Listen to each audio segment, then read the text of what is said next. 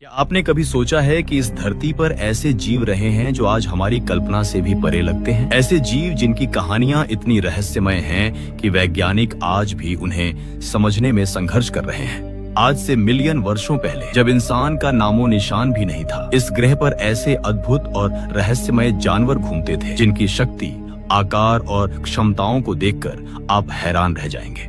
आज की इस वीडियो में हम बात करेंगे उन 10 सबसे रहस्यमय जीवों की जो इतिहास में कभी अस्तित्व में थे लेकिन आज सिर्फ जीवाश्मों और कहानियों में ही बचे हैं। ये जीव सिर्फ विलुप्त नहीं हुए, इनके गायब होने के पीछे ऐसे रहस्य छुपे हैं जो आपको सोचने पर मजबूर कर देंगे। और लास्ट वाले जीव को देखकर आपको अपने ऊपर यकीन ही नहीं होगा कि ऐसा भी कोई जीव एग्जिस्ट करता था। तो बने रहिए हमारे साथ, क्योंकि जो आप आज देखने वाले हैं वो आपकी कल्पना को हिला देगा। नंबर 1, मेगालोडॉन, समुद्र का सबसे बड़ा शिकारी। समुद्र की गहराइयों में लगभग 23 मिलियन वर्ष पहले एक ऐसा शिकारी तैरता था जिसके सामने आज की सबसे बड़ी ग्रेट व्हाइट शार्क भी एक बच्चा लगती।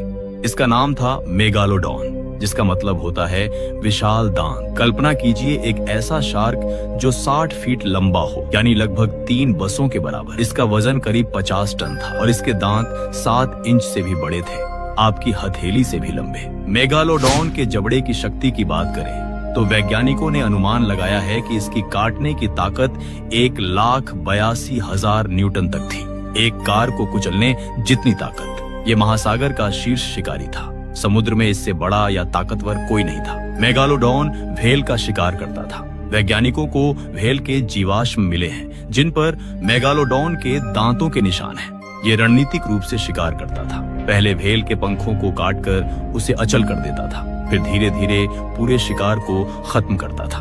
इतना शक्तिशाली होने के बावजूद ये रहस्यमय तरीके से 3.6 मिलियन वर्ष पहले पूरी तरह विलुप्त हो गया। नंबर 2, थाईलासीन, तस्मानिया का रहस्यमय बाघ। ऑस्ट्रेलिया की घनी जंगलों में तस्मानिया के दूर दराज इलाकों में एक ऐसा जीव रहता था जो देखने में कुत्ते जैसा लगता था, लेकिन बाघ जैसी धारियां थीं उसके शरीर पर। इसे तस्मानियाई टाइगर या थाईलासीन कहा जाता था।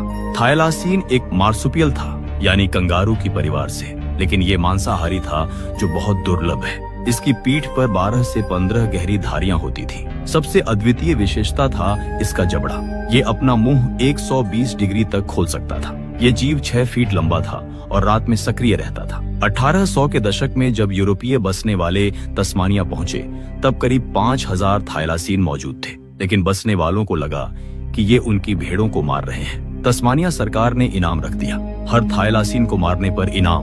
साल 1888 से 1909 के बीच 2184 थाईलासीन को आधिकारिक रूप से मारा गया। आखिरी जंगली थाईलासीन 1930 में मारा गया और दुनिया का आखिरी थाईलासीन, जिसका नाम बेंजामिन था, 7 सितंबर 1936 को होबार्ट चिड़ियाघर में मर गया। सबसे दुखद बात, वो ठंड में जमकर मरा क्योंकि रात में उसे आश्रय के अंदर नहीं रखा गया था। नंबर 3, डोडो। मॉरिशस द्वीप पर हिंद महासागर में एक ऐसा पक्षी रहता था जो उड़ नहीं सकता था लेकिन पूरी तरह निडर था। डोडो एक बड़ा उड़ानहीन पक्षी जिसका वजन लगभग 20 किलोग्राम था। डोडो की कहानी शायद विलुप्ति की सबसे दुखद और प्रसिद्ध कहानियों में से एक है। ये पक्षी मिलियन वर्षों तक मॉरिशस पर सुरक्षित रूप से विकसित हुआ क्योंकि वहाँ कोई शिकारी नहीं था। इसलिए डोडो ने उड़ने की क्षमता खो दी। प्रकृति ने सोचा, जरूरत ही क्या है। डोडो का रूप काफी अजीब था। एक बड़ी मुड़ी हुई चोंच, धूसर नीले पंख, छोटे पंख जो बेकार थे और मोटा शरीर। ये मुख्य रूप से फल खाता था और जमीन पर घोंसला बनाता था। 1598 में जब डच नाविक मॉरिशस पहुंचे तब उन्होंने पहली बार डोडो को देखा और यहीं से शुरू हुई इस मासूम पक्षी की त्रासदी। डोडो को मनुष्यों से कोई डर नहीं था, वो आसानी से पकड़ा जा सकता था। नाविकों ने इसे भोजन के लिए मारना शुरू कर दिया, लेकिन सबसे बड़ा नुकसान हुआ उन जानवरों से जो मनुष्य अपने साथ लाए। चूहे, सुअर, कुत्ते, बिल्लियां। ये जानवर डोडो के अंडे खाने लगे जो जमीन पर असुरक्षित पड़े होते थे। सिर्फ 64 साल में 1662 तक डोडो पूरी तरह विलुप्त हो गया। आज डोडो जितना मरा हुआ एक प्रसिद्ध वाक्यांश है जो किसी चीज के स्थायी गायब हो जाने का वर्णन करता है। नंबर 4, वूली मैमथ, बर्फ युग का राजा। अब हम यात्रा करते हैं हिमयुग में। जहां बर्फ और हिम से ढकी भूदृश्य पर घूमता था एक विशालकाय जीव, वूली मैमथ। ये लगभग 13 फीट ऊंचा होता था और इसका वजन 6 टन तक हो सकता था। कल्पना कीजिए आधुनिक हाथी को, लेकिन उससे बड़ा, ज्यादा रोएंदार और विशाल मुड़े हुए दांतों के साथ। वूली मैमथ के दांत 15 फीट लंबे हो सकते थे। इन मैमथों का पूरा शरीर मोटे भूरे बालों से ढका था। कुछ क्षेत्रों में ये बाल 3 फीट लंबे होते थे। इस फर कोट के नीचे चर्बी की 4 इंच मोटी परत होती थी, जो उन्हें -50 डिग्री सेल्सियस तापमान में भी गर्म रखती थी। ये साइबेरिया, अलास्का और उत्तरी यूरोप की जमी हुई भूमि पर रहते थे। वूली मैमथ सामाजिक जानवर थे, झुंडों में रहते थे, बिल्कुल जैसे आज के हाथी। वैज्ञानिकों को पूर्णतः संरक्षित मैमथ शव मिले हैं साइबेरियाई परमाफ्रॉस्ट में, जिनमें त्वचा, बाल और आंतरिक अंग सुरक्षित थे। कुछ शवों में तो पेट में पचा हुआ भोजन भी मिला है। वूली मैमथ लगभग 10,000 साल पहले विलुप्त हुए, लेकिन एक छोटी आबादी अलास्का के रैंगल द्वीप पर 4,000 साल पहले तक जीवित रही। यानी मिस्र के पिरामिड बन रहे थे तब भी मैमथ जिंदा थे। इनके विलुप्त होने के पीछे जलवायु परिवर्तन और मानव शिकार दोनों जिम्मेदार माने जाते हैं। नंबर 5, क्वाग्गा, आधा जेब्रा आधा घोड़ा। दक्षिण अफ्रीका के मैदानों पर एक बेहद असामान्य और खूबसूरत जानवर रहता था, क्वाग्गा। कल्पना कीजिए एक ऐसा जेब्रा जिसके शरीर का सामने का आधा हिस्सा जेब्रा जैसा धारीदार है, लेकिन पीछे का आधा हिस्सा पूरी तरह भूरा है, बिना किसी धारी के। ये बिल्कुल वैसा ही था क्वाग्गा, प्रकृति का एक अद्वितीय प्रयोग। क्वाग्गा असल में मैदानी जेब्रा की एक उप प्रजाति था, लेकिन इसकी दिखावट इतनी अलग थी कि लोग सोचते थे ये एक अलग प्रजाति है। क्वाग्गा का नाम उसकी आवाज से आया, क्वा हा हा, एक विशिष्ट ध्वनि जो ये करता था। 1800 के दशक में दक्षिण अफ्रीका में हजारों क्वाग्गा झुंडों में घूमते थे, लेकिन डच बसने वालों के आने के बाद सब बदल गया। क्वाग्गा को घरेलू जानवरों के लिए प्रतिस्पर्धा माना गया, चराई भूमि के लिए, और इसके अलावा इनकी खूबसूरत खाल बहुत मांग में थी। निर्दयी शिकार शुरू हुआ। क्वाग्गा को हजारों की संख्या में मारा गया, उनकी खाल के लिए, मांस के लिए। दुनिया का आखिरी जंगली क्वाग्गा 1870 के दशक में मारा गया, और दुनिया का आखिरी क्वाग्गा जो एम्स्टर्डम चिड़ियाघर में था 12 अगस्त 1883 को मर गया। सबसे दुखद बात, जब वो मरा तब किसी को एहसास भी नहीं था कि ये धरती का आखिरी क्वाग्गा है। आज वैज्ञानिक क्वाग्गा परियोजना चला रहे हैं। चयनात्मक प्रजनन के जरिए वो क्वाग्गा जैसा दिखने वाला जेब्रा बनाने की कोशिश कर रहे हैं। नंबर 6, आयरिश एल्क, दुनिया का सबसे बड़ा हिरण। आयरलैंड और यूरोप के जंगलों में हिम युग के दौरान घूमता था शायद सबसे भव्य हिरण जो कभी अस्तित्व में आया, आयरिश एल्क। लेकिन ये सिर्फ आयरलैंड में नहीं था और तकनीकी रूप से एल्क भी नहीं था। ये असल में एक विशालकाय हिरण था। आयरिश एल्क का आकार प्रभावशाली था, 7 फीट ऊंचा कंधे तक और वजन करीब 700 किलोग्राम। लेकिन सबसे चमकदार विशेषता थे इसके सींग। कल्पना कीजिए, सींग जो 12 फीट तक फैले हुए थे और जिनका वजन 40 किलोग्राम तक हो सकता था। ये सबसे बड़े सींग थे किसी भी हिरण प्रजाति के। हर साल ये सींग गिर जाते थे और फिर से उगते थे। मतलब हर साल ये जानवर को 40 किलोग्राम हड्डी और ऊतक पुनः उगाना पड़ता था। ये अविश्वसनीय ऊर्जा की मांग करता था।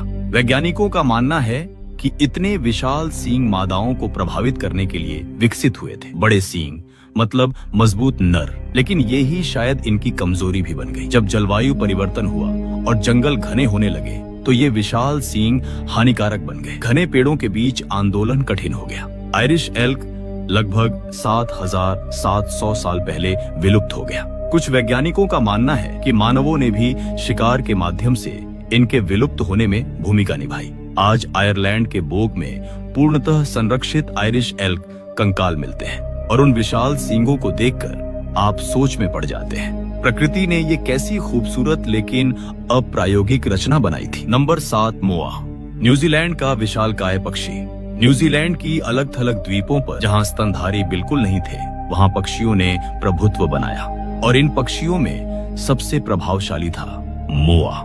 ये उड़ानहीन पक्षी थीं जो हाथी जितनी बड़ी हो सकती थी। विशाल मोआ जो सबसे बड़ी प्रजाति थी 12 फीट ऊंची होती थी और इसका वजन 230 किलोग्राम तक था। कल्पना कीजिए एक पक्षी जो आपसे 2 गुना ऊंचा हो। मोआ की 9 अलग अलग प्रजातियां थीं, सबसे छोटी झाड़ी आकार की और सबसे बड़ी विशाल। इनके पास पंख भी नहीं थे, यहाँ तक कि अस्थायी पंख भी नहीं। ये पूरी तरह से उड़ानहीन विकसित हो गए थे। मोआ शाकाहारी थे, पत्तियां, बीज, फल खाते थे। इनका एकमात्र प्राकृतिक शिकारी था हास्ट का ईगल, दुनिया का सबसे बड़ा ईगल जिसका पंख फैलाव 10 फीट था। यह ईगल सचमुच मोआ का शिकार करता था, डाइविंग हमला करके। लेकिन जब 1250 से 1300 ईस्वी में माओरी लोग न्यूजीलैंड पहुंचे, तब मोआ के लिए सब कुछ बदल गया। माओरी ने मोआ को व्यापक रूप से शिकार किया, खाने के लिए, हड्डियों से उपकरण बनाने के लिए और पंखों के लिए। मोआ का कोई डर नहीं था, वो आसानी से पकड़े जाते थे। सिर्फ 100 से 200 साल में सारे मोआ विलुप्त हो गए। 1400 ईस्वी तक ये मानव जनित विलुप्ति का सबसे तेज और दस्तावेजीकृत उदाहरण है। साथ में हास्ट का ईगल भी विलुप्त हो गया क्योंकि उसका मुख्य भोजन स्रोत खत्म हो गया था। माओरी कहानियों में आज भी मोआ की कहानियां हैं। वो उन्हें याद करते हैं उस विशाल पक्षी के रूप में जो कभी उनकी भूमि पर राज करता था। नंबर 8, स्टेलर का सी काऊ, समुद्र की शांत विशालकाय। 1741 में जब जर्मन प्राकृतिक विज्ञानी जॉर्ज विल्हेम स्टेलर एक जहाज दुर्घटना के बाद बेरिंग द्वीप पर अटक गए, तब उन्होंने देखा कुछ ऐसा जो अविश्वसनीय था। विशाल शांत समुद्री स्तनधारी जो उथले पानी में समुद्री शैवाल खा रहे थे। ये थे स्टेलर का सी काऊ, 30 फीट लंबे और 10 टन वजन के विशालकाय जीव। कल्पना कीजिए आधुनिक मनीटी को, लेकिन उससे 3 गुना बड़ा। स्टेलर के सी काऊ के आगे के पंख जैसे अंग थे जिनसे वो समुद्री शैवाल को अपने मुंह तक लाते थे। इनकी कोई दांत नहीं थी, सिर्फ कठोर प्लेटें थीं जिनसे वो समुद्री शैवाल को पीसते थे। इनकी त्वचा 2 इंच मोटी थी, गहरे भूरे रंग की और छाल जैसी दिखती थी। ये बेहद शांत और धीमे जीव थे, मनुष्यों से बिल्कुल नहीं डरते थे। स्टेलर ने अवलोकन किया कि ये बहुत सामाजिक थे, झुंडों में रहते थे और अगर कोई चोटिल हो जाता तो बाकी उसकी सहायता करते थे। स्टेलर ने विस्तृत नोट्स लिए, चित्र बनाई और दुर्भाग्य से उन्होंने बताया कि इनका मांस कितना स्वादिष्ट है। यह जानकारी फैली और फिर शुरू हुई त्रासदी। पर व्यापारी और नाविकों ने स्टेलर के सी काऊ को निर्दयी रूप से शिकार करना शुरू कर दिया। ये इतने धीमे और भरोसेमंद थे कि मारना बेहद आसान था, और क्योंकि इनकी जनसंख्या पहले से ही बहुत छोटी थी, सिर्फ कुछ हजार, विलुप्ति तेजी से हुई। 1768 तक यानी सिर्फ 27 साल में स्टेलर के खोज के बाद स्टेलर का सी काऊ पूरी तरह विलुप्त हो गया। यह शायद सबसे तेज दस्तावेजीकृत विलुप्ति है किसी बड़े समुद्री स्तनधारी की। नंबर 9, पैसेंजर पिजन, अरबों से शून्य तक। अमेरिका के आसमानों में कभी ऐसे झुंड उड़ते थे जो सूरज को ढक देते थे। अरबों पक्षी, इतने ज्यादा कि उनकी आवाज गर्जन जैसी लगती थी।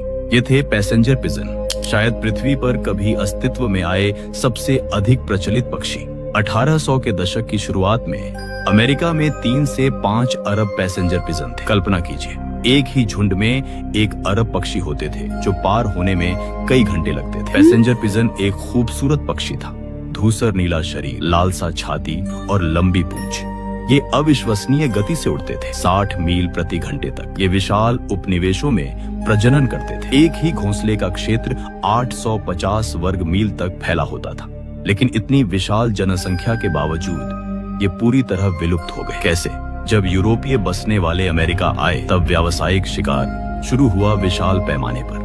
पैसेंजर पिजन का मांस सस्ता प्रोटीन स्रोत था। टेलीग्राफ के माध्यम से शिकारियों को सूचित किया जाता था कि बड़े झुंड कहां दिख रहे हैं। रेल मार्गों के माध्यम से मिलियन मृत पक्षी शहरों में भेजे जाते थे। बंदूकें, जाल, डायनामाइट, हर चीज का इस्तेमाल किया गया। 1870 के दशक में एक ही दिन में 50,000 पक्षी मारे जाते थे। धीरे धीरे जनसंख्या में क्रैश होने लगी। आखिरी जंगली पैसेंजर पिजन 1901 में देखा गया और दुनिया का आखिरी पैसेंजर पिजन मार्था नाम की एक मादा 1 सितंबर 1914 को सिंसिनाटी चिड़ियाघर में मर गई। उस दिन दुनिया ने एहसास किया, अरबों की जनसंख्या भी शून्य हो सकती है। मार्था की दाहिनी शरीर को संरक्षित करके स्मिथसोनियन संग्रहालय में रखा गया है, एक स्मरण के रूप में कि मानव लालच किसी भी प्रजाति को मिटा सकता है। नंबर 10, सेबर टूथ कैट, बर्फ युग का सबसे खतरनाक शिकारी। हिमयुग के भूदृश्यों पर जब मैमथ और विशाल स्लॉथ घूमते थे, तब एक भयावह शिकारी भी था, सेबर टूथ कैट या स्मिलोडॉन। हॉलीवुड फिल्मों में आपने देखा होगा, लेकिन वास्तविकता और भी रोमांचक है। स्मिलोडॉन असल में आधुनिक बाघों से थोड़ा छोटा था, लेकिन ज्यादा मांसल और शक्तिशाली। इसका वजन 200 से 400 किलोग्राम तक था। लेकिन सबसे प्रतीकात्मक विशेषता थे इसके कैनाइन दांत, 11 इंच लंबे मुड़े हुए खंजर जो इसके मुंह से बाहर निकलते थे। ये दांत इतने विशेषीकृत थे कि सिस्मिलोडॉन की पूरी शिकार रणनीति इन्हीं के चारों ओर विकसित हुई थी। वैज्ञानिकों के अनुसंधान से पता चला है कि स्मिलोडॉन अपने विशालकाय कैनाइन से सीधे शिकार की गर्दन या पेट में गहरा काट लगाता था, तुरंत मौत। लेकिन ये दांत इतने विशेषीकृत और नाजुक थे कि हड्डियों से टकराने पर टूट सकते थे। स्मिलोडॉन के सामने के अंग बेहद शक्तिशाली थे। ये अपने शिकार को पकड़कर जमा कर रखता था, फिर सटीक रूप से काटता था। लाब्रिया टार पिट्स, लॉस एंजेलिस में हजारों स्मिलोडॉन जीवाश्म मिले हैं, पूर्णतः संरक्षित। ये टार पिट्स एक प्राकृतिक जाल थे जहां जानवर फंस जाते थे। स्मिलोडॉन लगभग 10,000 साल पहले विलुप्त हो गया, बिल्कुल उसी समय जब हिमयुग समाप्त हो रहा था। जलवायु परिवर्तन के कारण इसके बड़े शिकार विलुप्त होने लगे, मैमथ, विशाल स्लॉथ, घोड़े। स्मिलोडॉन इतना विशेषीकृत था कि वो छोटे शिकार पर जीवित नहीं रह सकता था और धीरे धीरे यह भव्य शिकारी भी इतिहास बन गया। आज हम सिर्फ जीवाश्मों और कल्पना के माध्यम से ही इस भयावह शिकारी को जान सकते हैं। तो दोस्तों, ये थे इतिहास के 10 सबसे रहस्यमय जानवर, जीव जो कभी इस ग्रह के शासक थे, लेकिन आज सिर्फ यादें रह गई हैं। इनकी कहानियां हमें याद दिलाती हैं कि प्रकृति कितनी नाजुक है और हमारी जिम्मेदारी क्या है उन प्रजातियों को बचाने की जो आज संकटग्रस्त हैं। अगर आपको ये वीडियो पसंद आई हो तो वीडियो को लाइक करें, चैनल को सब्सक्राइब करें और कमेंट में बताएं कि इनमें से कौन सा जानवर आपको सबसे ज्यादा रोमांचक लगा। मिलते हैं अगली वीडियो।